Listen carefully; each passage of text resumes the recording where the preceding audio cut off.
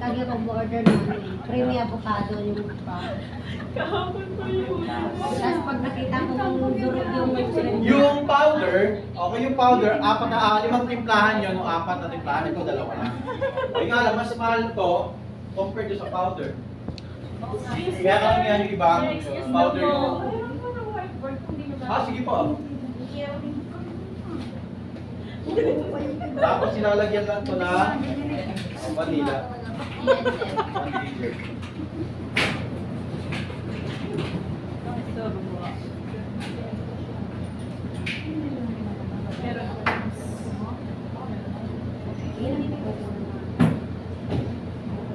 Make sure nandito yung rubber.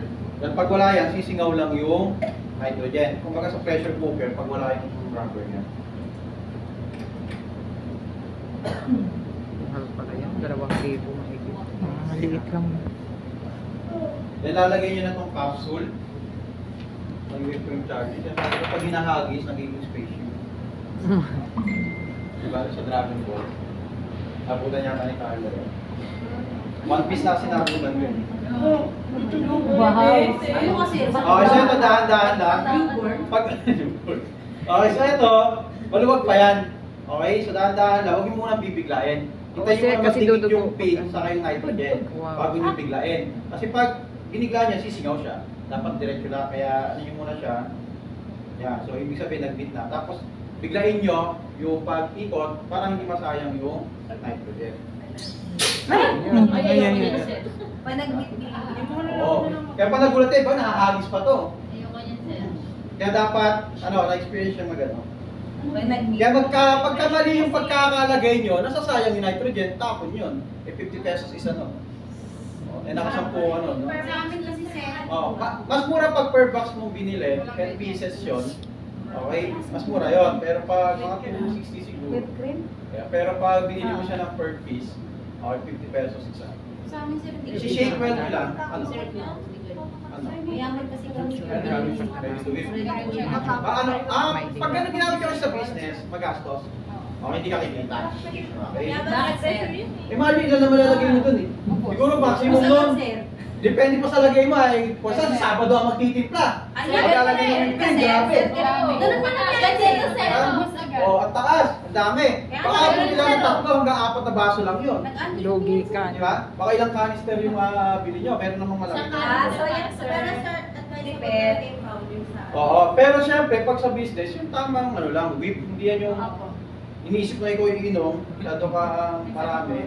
Pag nakakaumay din to, nakakatabak pa. Okay lang kaya kami user na si Tulo. Okay, chill lang natin. Kaya pala matanda tayo. Kaya kami mataba. Hindi na talaga ako Okay, ilalagay nyo siya sa chiller, huwag nyo ilalagay sa freezer. Pag sa freezer nyo ilalagay yan, magpo-frozen yan, hindi nyo na magagamit. Okay, sa chiller lang. So habang pinapa-chill natin siya, gawa tayo ng espresso.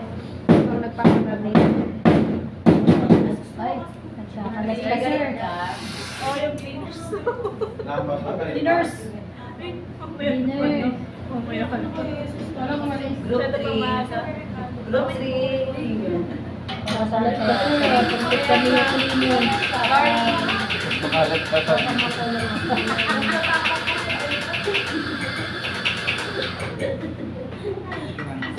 Uy, may listahan si Aiza. Iba din. Ang galing. Ang bait mo. Ayaw mo na nga. San. Sis, kodi na pa. Oo. So, laging may tasty bread dun sa harapan ng Pero pag sa coffee shop kayo, tapos kayong barista, sa bar kayo bartender, mas marami pa kayong iniinom, hindi kayo tatagal sa trabaho. Yung mga tira nga doon, bawal yung inumin eh. For example, nag-prop kayo, tapos may mga tira, tapon yun, hindi pwede. May fast food nga. Oo, di ba? Bawal. Tapon. Kahit sabihin yung sayang, hindi yung sayang, bayad na yun ang customer. Kaya walang sayang sa lahat ng tinitipid. May tinatapon man kayo, pero hindi masasayangan doon kasi nga pinayaran na yan ang customer. Ha? Nasayangan. Yung sa ano po, sa ano siya, Kenny Road. Tira silang ano. Pinaano nila yung pinakaharap na natin. Pagkain ng Okay, so 1 jigger of chocolate syrup. O, ice mo ka ta ha. 1 jigger po yung chocolate syrup. Ubus yan sa tasty bread. Tapos half jigger ng sugar syrup.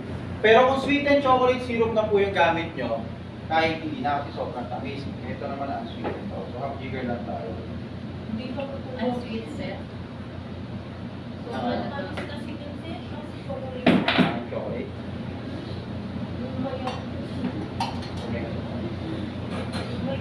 Saka kapag yung chocolate nila umisin.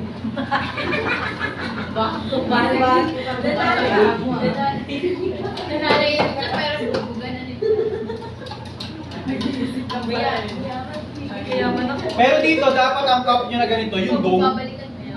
Okay, dapat yung dome kasi meron siya whipped cream. Hirap pa lang ako. Antay mo ko yung gagalawin mo yan. Ang relax ba? So, i-check muna natin yung whipped cream kung pwede na natin whip. Kasi kailangan check siya na. Eto, pag pinress nyo, hindi ito pwedeng biglain. Okay, lalo na hindi pa siya nagagamit. Okay, pag binigla nyo yan, malakas yung yung pag-whip niya kasi nga hindi pa siya gamit. Okay, so dahan. Ha? Parang hindi Yan, lalabas na ng Nakita nyo, di pa maganda yung pagka-whip niya. So, ipupull nyo siya. Yan, pag ganyan na, pwede na. Okay. Wala, dumikit yung whipped cream sa daliri mo, sir. Baka magkamala ng whipped cream. Baka yun. Magkamala ng whipped cream. Natapin na okay na lumabas na. Lagyan din natin ito ng walling. Yung hirap na ng gatas. Lagyan natin ng walling. So dahil wala akong nakalagay dun sa squeezer, kaya ko na lang yung walling na gawin. Hindi ah. Walling lang naman ito eh. Walang sukat ng walling. Dagdagan mo, sir. Punuin mo na. Bowling nga, di ba? Bowling na. Hindi ka pwedeng business pag gano'n ang lagyan natin. Kasi minsan, ang sobra, hindi na sapat doon sa, hindi man magugustuhan ng customer. Kaya nga bakit may mga sukat ang bawat ingredients? Okay, para tama lang yung Uy, kay Liliwit. Pero may ano naman, Hindi may siya percent rin naman yung sa sugar. Baka maano yung daliri, sir. Ayun pala, baka ready pa naman siya mo. Ala.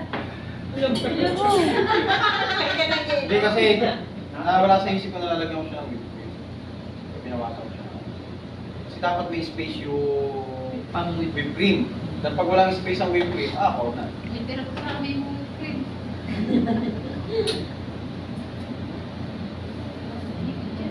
Nice mo kaya, sir. Okay, kanino yan? Sabado ba yan? Hindi sa akin ang ice latte. Pangalan agad. Oh, ice latte ah. Baka may titikim na naman.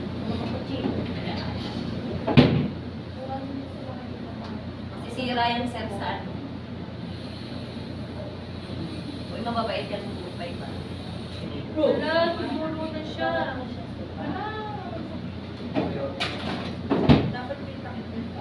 Oh, yung dome.